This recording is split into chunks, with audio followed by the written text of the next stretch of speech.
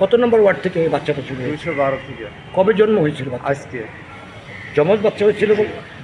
বাচ্চার দুইটা কি ছেলে না মেয়ে? দুইটাই মেয়ে। কয়টা চুরি হয়েছে? একটা চুরি হয়েছে।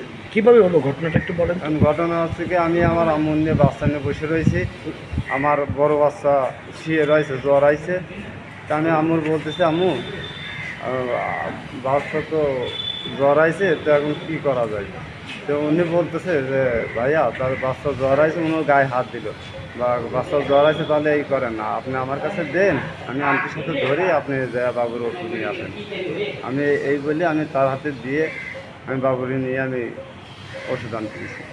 যাইয়া এক পাতা নাফা সিরাপ নিয়ে আমি আয়া পড়ছি। মা কাছে কি যে আমি তো এই মেয়েটার আর দেখি না, আর পাই না। আমি তারপরে একটু খোঁজাখুঁজি শুরু করেছি। তারপরে একটু যে ওনার এই ম্যাডামে জানাইছি, ম্যাডাম দৌড়াদৌড়ি করছে আমার সাথে। আমি এই কেটে আসি, দৌড়াইতে ওই কেটে গেছি। তারপরে সবাই জানাজানি। আপনি কি করেন পেশায়? আমি গাড়িতে লেবারি করি, ট্রাকে। কোথায় করেন? আমি কালামপুরে করি, ধামরাই কালামপুর। ঢাকা মেডিকেলে কবে আসছেন? গতকালকে। গতকালকে। জি। দেশে বাড়ি কোথায়? কুষ্টিয়া। কুষ্টিয়া থেকে আসছেন? না, আমি ধামরাই কালামপুরে থাকি। ওখান থেকে এখানে আসছেন? জি। আজকে কয়টার দিকে আসছিলেন আপনি? আমি গতকালকে আসছি। গতকালকে। বাচ্চাটা চুরি হয়েছে কয়টার দিকে? রাস্তা আনুমানিক 1টা-1.5টার দিকে। একটা দেড়টার 1টার দিকে। দিকে।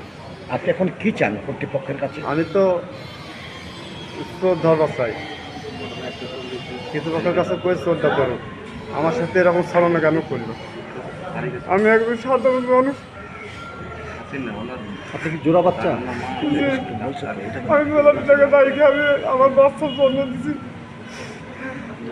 এটা কি আপনার প্রথম শিশু? না, আমার এক বাচ্চা, তবে দ্বিতীয় বাচ্চাটা আজকে যে রাস্তা হয়েছে, দ্বিতীয় বাচ্চা জন্ম হচ্ছে।